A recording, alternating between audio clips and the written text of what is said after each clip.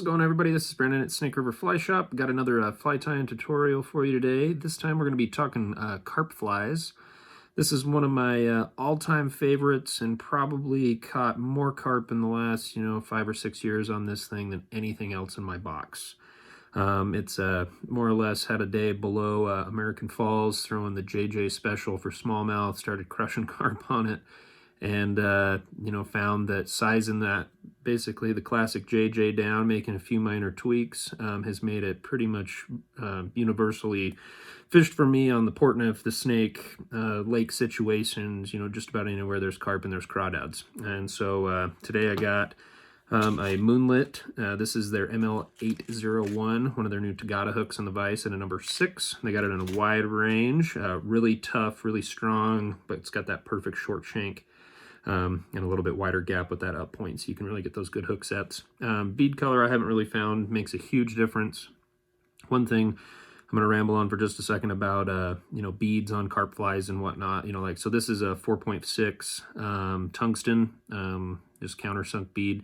I will tie this pattern with, when I have them in my box, I got 3 with tungsten, 3 with brass, 3 without any bead or any weight at all, just because you don't know what situation you're going to have to put it in, and the fly fishes very effectively through the entire water column. And so I got, our favorite, orange, of course, semperfli, this flat wax, and a 6/0.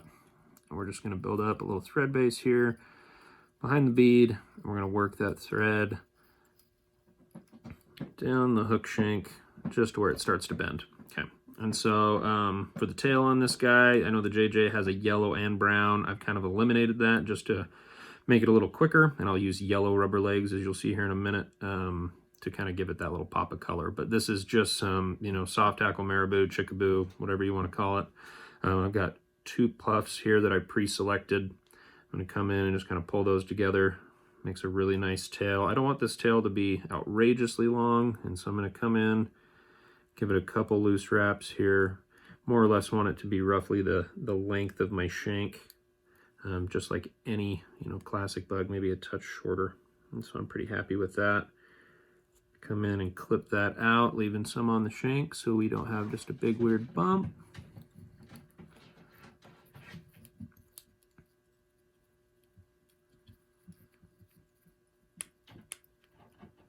Come through and clean that up there. Okay, so we got our tail.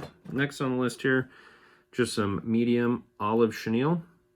All right, we got that prepped out, and then we're going to take just some medium round rubber legs in yellow. We're going to do 2 on each side. So I'm going to come in, and I've used floss. I've used a lot of different things. I just like how these kind of flare out.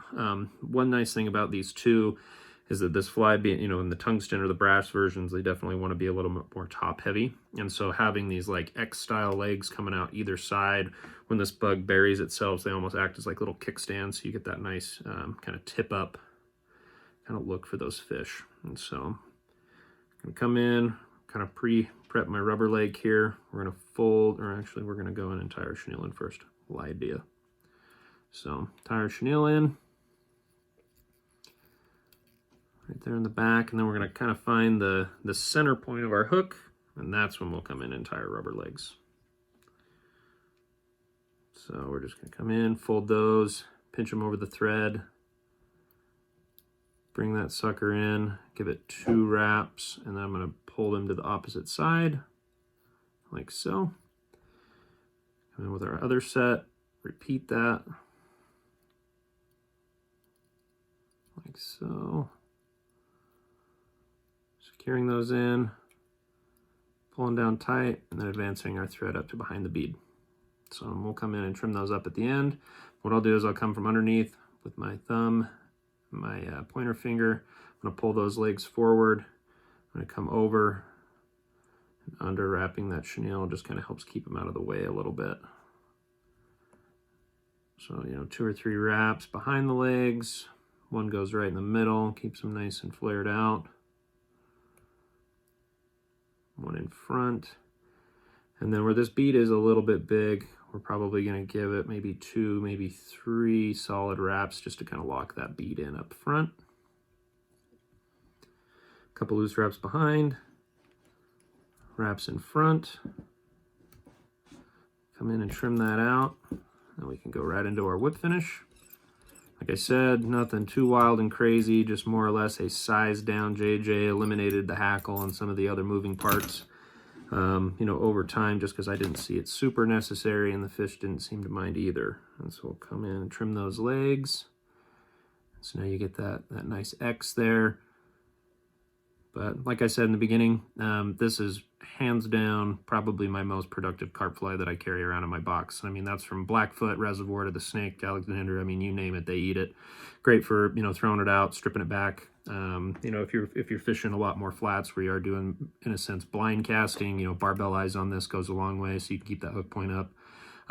But dabbing presentations and stuff, it works excellent. So that there is the Baby JJ carp fly. I appreciate you guys watching today. Happy tying and happy fishing.